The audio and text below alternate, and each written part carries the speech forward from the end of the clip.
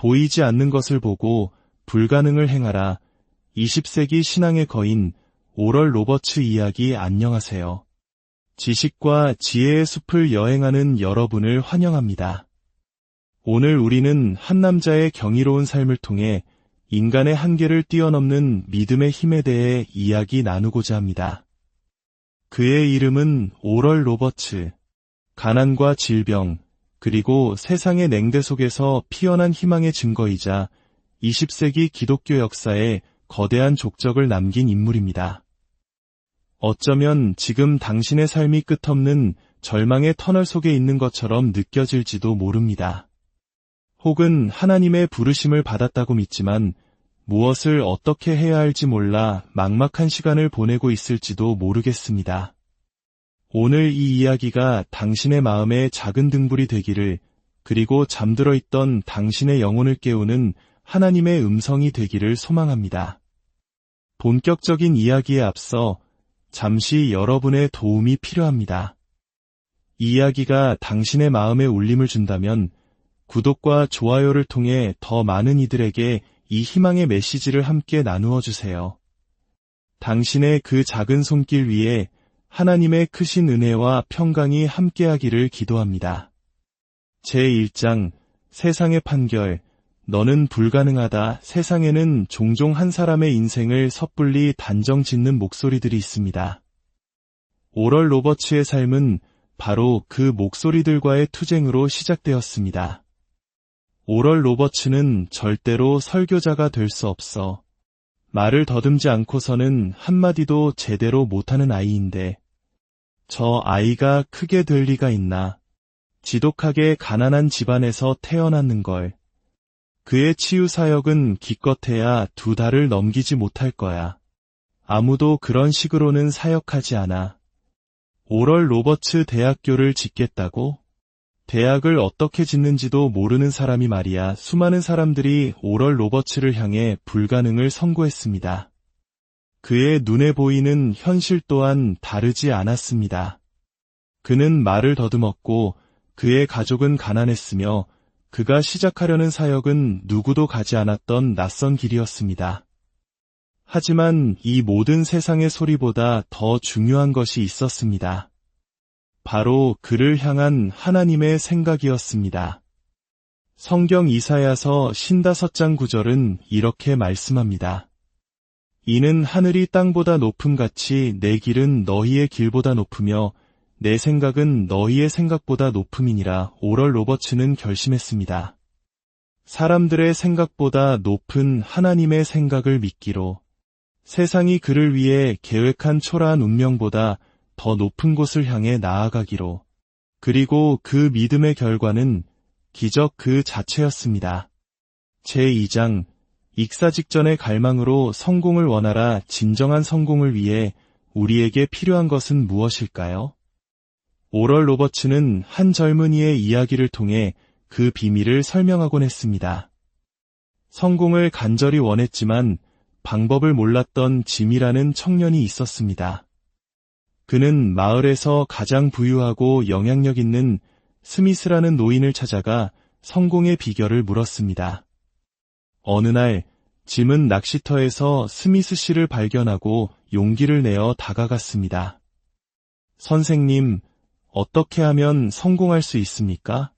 제발 그 비결을 가르쳐 주십시오. 그러자 스미스 씨는 빙그레 웃으며 말했습니다. 알려주지. 이리 가까이 와보게. 그리고는 갑자기 짐을 물속으로 밀어넣고는 그의 머리카락을 잡고 밖으로 나오지 못하게 눌렀습니다. 짐은 필사적으로 발버둥 쳤습니다. 숨을 쉴 수 없다는 공포가 온몸을 휘감았습니다. 죽음의 문턱에서 그가 원한 것은 오직 단 하나, 한 모금의 공기였습니다. 스미스 씨는 짐이 거의 정신을 잃기 직전에야 그의 머리를 물 밖으로 꺼내주었습니다. 거친 숨을 몰아쉬는 짐에게 스미스 씨가 말했습니다.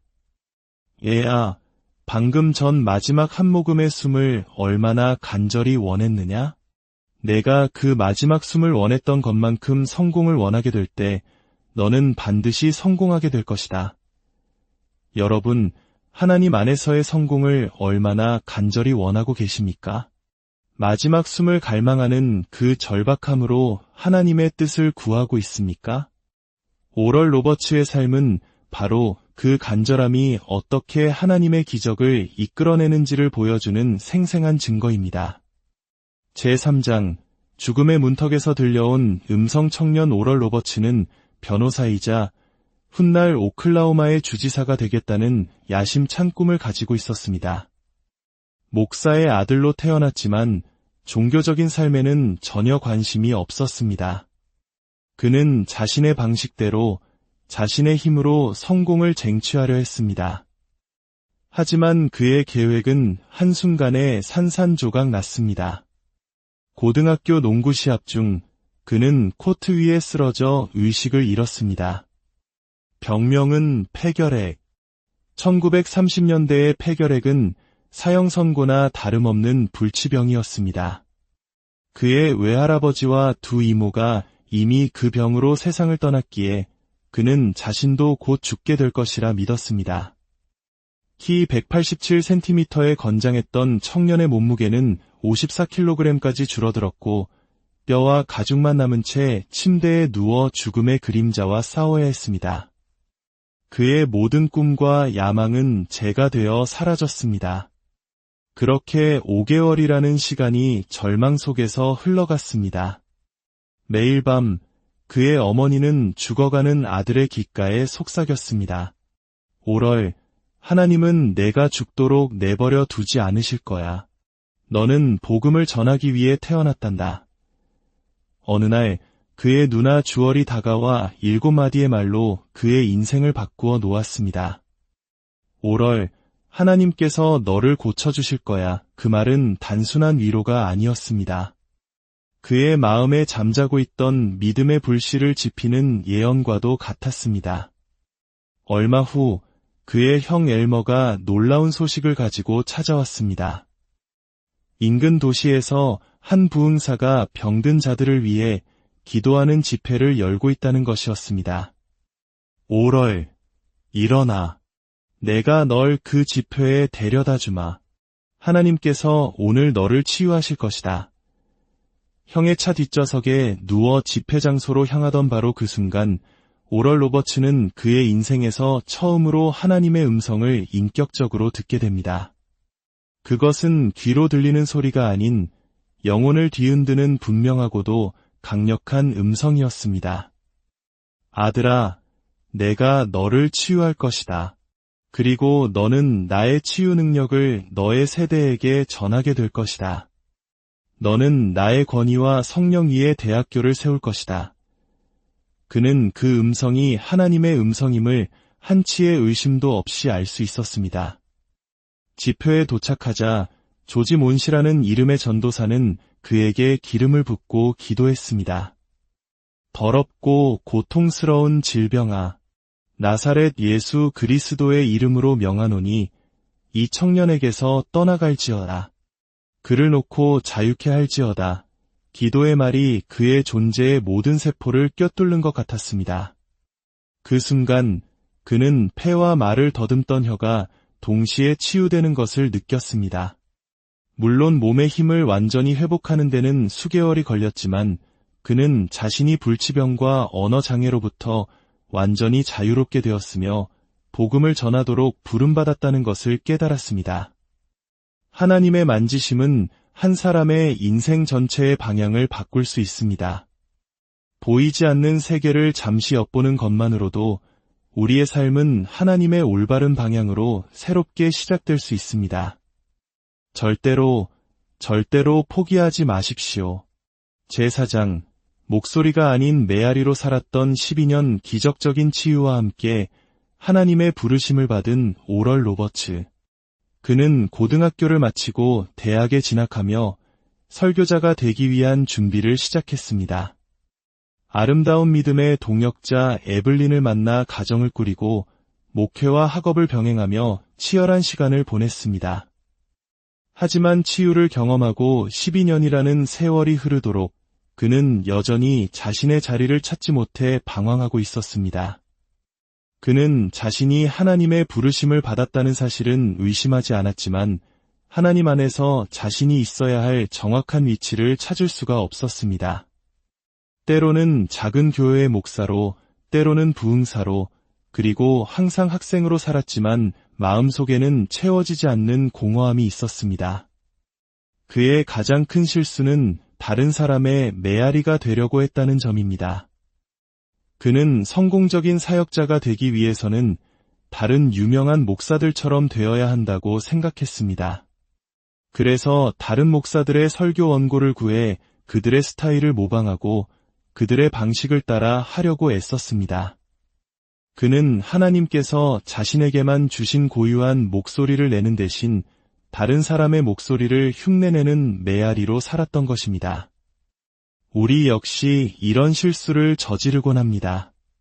하나님께서 나를 독특하고 대체 불가능한 존재로 만드셨다는 사실을 잊고 다른 사람처럼 되려고 애씁니다. TV에 나오는 저 사람처럼, 성공한 저 기업가처럼, 존경받는 저 목사님처럼 되기를 바랍니다.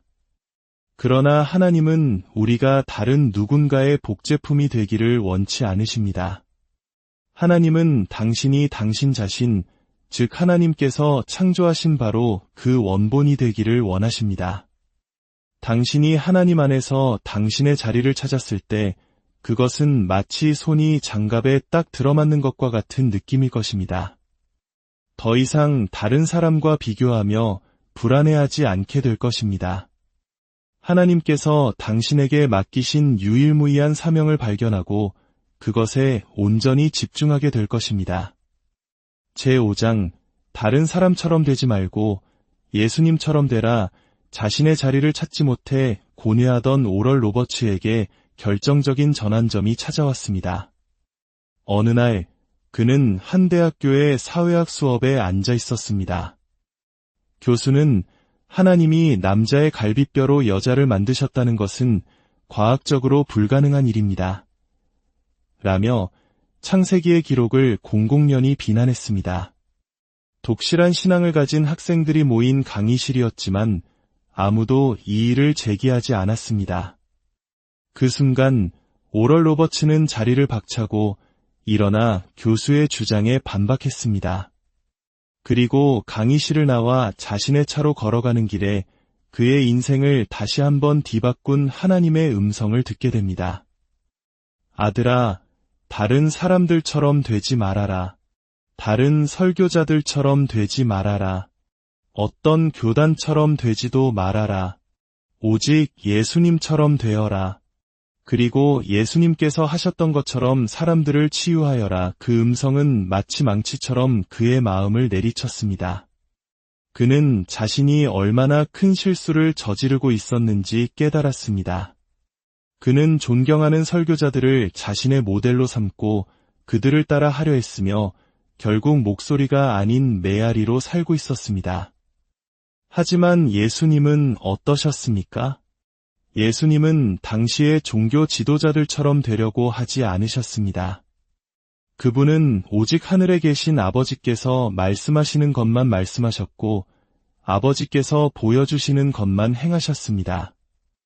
예수님은 완벽한 원본이셨습니다. 그는 울부짖었습니다. 주님, 제가 어떻게 예수님처럼 될 수 있습니까? 하나님께서 대답하셨습니다. 마태, 마가, 누가, 요한복음과 사도행전을 30일 동안 무릎을 꿇고 3번 연속으로 읽어라. 그러면 내가 너에게 예수님처럼 되는 길을 보여줄 것이다. 그는 하나님의 말씀에 순종했습니다. 성경을 읽어 내려가면서 그는 놀라운 사실을 발견했습니다. 예수님의 사역은 단순히 설교만 하거나 가르치기만 하거나 치유만 하는 분리된 사역이 아니었다는 것입니다. 마태복음 4장 23절은 말씀합니다. 예수께서 온 갈릴리에 두루 다니사 그들의 회당에서 가르치시며 천국 복음을 전파하시며 백성 중에 모든 병과 모든 약한 것을 고치시니 예수님은 가르침과 설교 그리고 치유를 하나로 엮어 총체적인 복음을 전하셨습니다. 이것이 바로 그가 놓치고 있던 비밀이었습니다. 그는 설교는 했지만 예수님처럼 치유하지는 않았습니다. 그는 가르쳤지만 고통받는 사람들의 삶에 실제적인 기적을 가져다 주지는 못했습니다. 그날 이후 그의 사역은 완전히 바뀌었습니다. 그는 예수님처럼 가르치고 설교하고 치유하는 사역을 동시에 시작했습니다. 메아리가 아닌 하나님께서 주신 자신의 목소리를 내기 시작한 것입니다. 그리고 그가 순종했을 때 불가능해 보였던 일들이 그의 삶과 사역을 통해 일어나기 시작했습니다. 제6장 포기 직전에서 배운 믿음의 교훈 새로운 사역을 시작한 지 7개월째 되던 1947년 11월, 오럴 로버츠는 캔자스주 체누트시에서 3주간의 대규모 부흥 집회를 인도하고 있었습니다. 매일 밤 수천 명의 사람들이 몰려들었고 수많은 영혼이 구원받고 병 고침을 받는 놀라운 역사가 일어났습니다. 하지만 문제는 재정이었습니다. 집회 비용을 충당하기에 헌금이 턱없이 부족했던 것입니다.